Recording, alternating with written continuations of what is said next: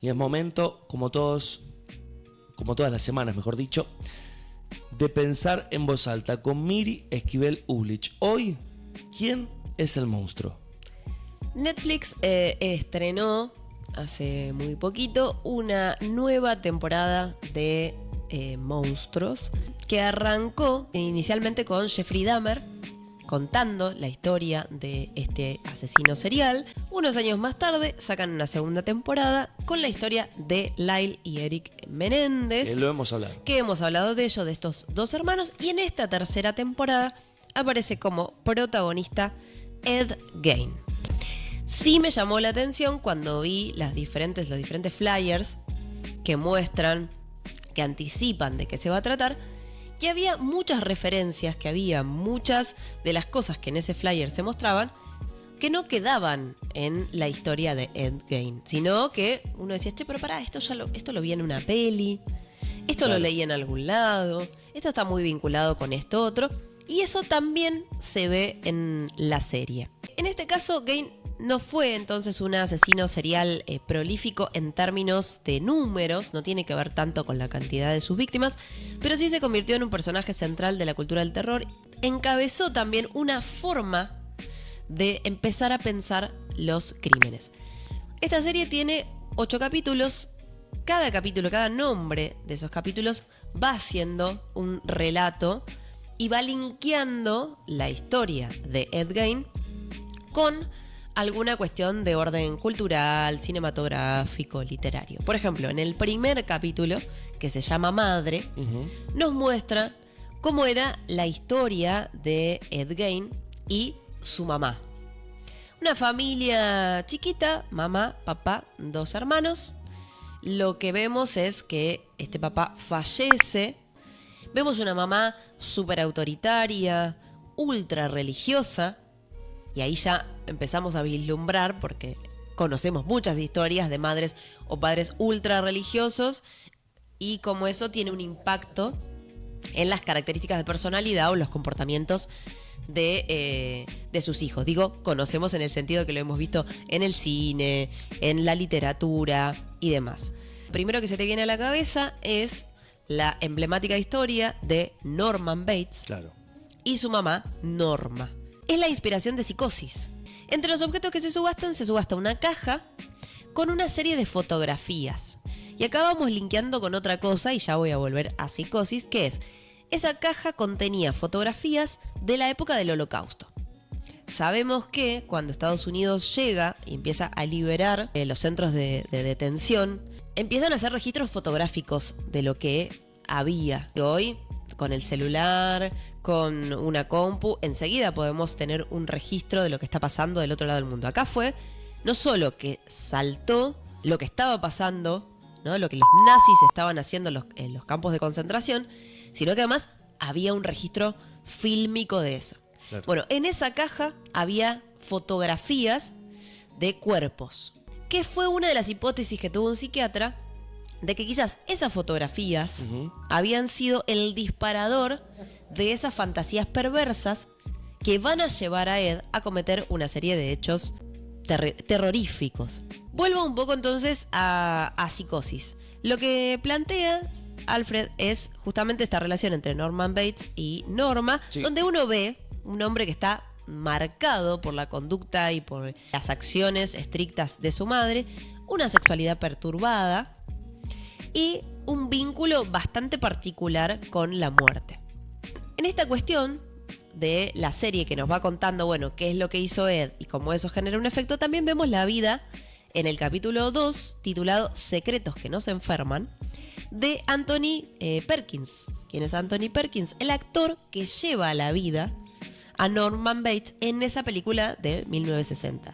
Sabemos que después hubo como 3 versiones de Psicosis, de las cuales Anthony fue protagonista. Hubo una película para la televisión que la produjo Anthony. Yo no sabía, la tercera, Psicosis 3, es dirigida por él. Mira. Quedó bastante tomado por el personaje de Norman Bates. Y de hecho, lo que te muestra la serie es que en general los productores lo llamaban solo para hacer personajes de ese estilo. Sumado a eso, pasaba que él era homosexual en una época donde eso estaba condenado. Por ende, tenía una doble vida. se había casado con una fotógrafa, Berry Berenson, pero a la vez mantenía relaciones esporádicas o relaciones cada tanto con algún que otro varón. Algunos de ellos también pertenecían al mundo del cine, por lo cual medio que era un secreto a voces. Por otro lado, también la serie muestra de que, bueno, él estaba enamorado de esa mujer. Te muestran como si fuesen sesiones, ¿no? que él tuvo con su psicóloga, donde de alguna manera él lo que buscaba era curarse. Recordemos que previo a la década del 90, previo a 1990, la homosexualidad era vista como una enfermedad. De hecho, formaba parte del manual de trastornos mentales. Bueno, yo les decía que había una conexión entre Ed Gein y el nazismo, ¿no? Además de esta cosa linkeada con el cine. Y al parecer, sí, cuando Ed recibe esas fotografías, empieza a averiguar, no se sabía muy bien, en la serie te muestra que los medios de comunicación empezaron a mostrar las fotografías y la gente era como, no puede ser que haya pasado eso, ¿no? Como que aparecía una cuestión de asombro. Digo, los monstruos dejan de ser Drácula, Frankenstein, una momia, y los monstruos empiezan a ser los propios seres humanos. Exactamente. Hay algo ahí en Hitchcock que es explorar la oscuridad y la maldad dentro de la propia naturaleza humana. Empezar a ver, bueno, ¿qué pasa con nuestra psiquis? ¿Qué pasa con nuestras acciones? Al parecer, Alfred iba a los cines a ver la reacción que tenían las personas cuando veían sus películas. Y cuando se estrena Psicosis, él va y ve la gente descompuesta, gente que se desmaya, gente que se va a los gritos, con una escena, que es la famosa escena de la música, el cuchillo y el ojo, ¿no? Sí. Que en sí no muestra nada. Él hace un montón de tomas. Toda sugestión. Exacto, hace un montón de tomas para tratar de lograr esa idea. Él juega mucho con esto de que el público se ponga en el lugar, empatice con la víctima, vaya viendo el peligro que se acerque y también que empatice con quien después va a ser el criminal. Claro. Lo que eso un poco te descoloca. Esta persona que inspira un poco lo que va a ser la trayectoria criminal, pongámosle, de Ed, es Ilse Koch. Se le descubre a ella que al estar en el campo de concentración de Buchenwald, seleccionaba a los prisioneros y hacía artesanías con la piel, con los órganos, ¿no? Como que se iba quedando con algunas de las partes del cuerpo de esos prisioneros y hacía recuerdos, trofeos. Sí, objetos. Sí, totalmente ensimismada en ese discurso supremacista. Claro. Y totalmente... sin arrepentimiento. Exactamente, no me salía la palabra. Convencida de que lo que había hecho estaba bien. En algún momento él arranca a ir a los cementerios, desenterrar personas y empezar a explorar qué pasaba con las pieles, cómo era el tiempo de conservación o no de un cadáver. En paralelo te muestran que habría tenido un vínculo romántico con una vecina del pueblo. Estamos hablando de un pueblo muy chiquito. Vamos a pasar por el 2, que es Secreto que nos enferman. El 3, La niñera, que nos muestra justamente el secuestro de una niñera por parte de Ed. Verde, donde nos presentan a una de las que va a ser la víctima que delate a Ed y que logre que la policía, porque también lo que vas viendo es eso. Una época donde no se denuncian muchas cosas, donde Ed un poco ocupa el lugar del raro del pueblo, pero raro no en el sentido de puede matar a alguien, sino raro, bueno, tendrá algún problema, tendrá algún diagnóstico, pero no llegaba a ser alguien amenazante, todo lo contrario. Por lo menos la representación que se ve es como de una voz medio aniñada, ¿no? Como una cosa hasta corporal que te da a alguien vulnerable. En este capítulo 5 ya nos empezamos a meter con Toby Hooper, que va a ser el director de la masacre de Texas, que él se inspira en uno de los rasgos o de las características de los asesinatos de Ed. Le quitaba el rostro a sus víctimas y hacía máscaras con eso. Máscaras con el rostro de sus víctimas y con el pelo de sus víctimas. Claro. Y de esa manera se convertía en ese personaje a través de la máscara. Muestran a un Toby que estaba en contra de lo que estaba pasando en la guerra de Vietnam. Entonces él siente que con su próxima película, que va a terminar siendo La masacre de Texas, él tiene que mostrar, che, somos esto. Nosotros somos esto, nos gusta matar, nos gusta asesinar, dejemos de hacernos, ¿no? Que en realidad es esto lo que la gente quiere ir a ver al cine. La industria va pidiendo más. pasa en los tiempos actuales. Entonces entienden que, bueno, Psicosis, como bien lo decía Miri, el asesino no se ve, está pero no se ve, y eso generaba un miedo. Años después ya necesitas un poco más. El asesino está dentro del cuerpo, entonces ya tiene que ver con lo religioso, está de la posesión demoníaca, y después ya, lisa y llanamente, necesitamos ver al asesino, ¿no? Y aparece el género dentro del terror, el slayer, ¿no? El perseguidor. Que en este caso, bueno, en Argentina, La Masacre de Texas, la película original, se llamó así, pero en Argentina, Chile y Uruguay, en el último lugar de Sudamérica, se llamó El Loco de la Motosierra. Mira. Particularmente acá se conoció así la película. Claro, porque él lo que busca hacer es evitar la censura y por eso piensa la famosa escena de asesinato con tantas tomas para evitar que se vea, por ejemplo, el cuchillo generando sangre y demás. Y se encuentra con que ya está, se abrió una puerta, bueno, ya es explícito y de hecho la censura cada vez se va corriendo más y empiezan a aparecer como, bueno, esta película es para tal edad, que aprovecho a decir que esta serie está clasificada para mayores de 18. También inspiró a Leatherface, como decíamos, entonces el famoso personaje de La Masacre de Texas, que juega un poco con esto. Hay una escena de cómo Toby habría ayudado al actor a entrar en personaje y vos ves al actor con la máscara puesta, con la peluca, y Toby le va como, bueno, tal personaje es la señora que está cocinando, ¿no? Entonces le pinta la boca. Tal personaje es la chica más sexy, entonces lo maquilla.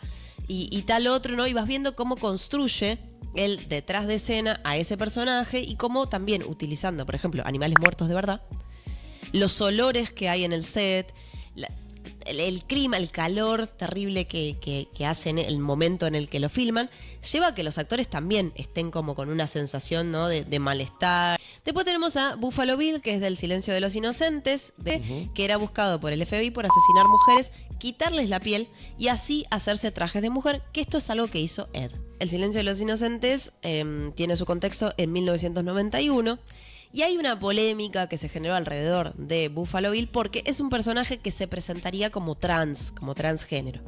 Y acá vemos también que en estos perfiles de asesinos aparece mucho lo que es perversiones y perturbaciones a nivel sexual que están muy vinculadas con la homosexualidad y con la identidad transgénero, que hoy sabemos que no tiene que ver con que una persona sea homosexual entonces va a ser pervertida, o porque una persona tenga una identidad trans entonces va a ser pervertida, porque también hay heterosexuales que lo son, pero acá está muy linkeado con eso.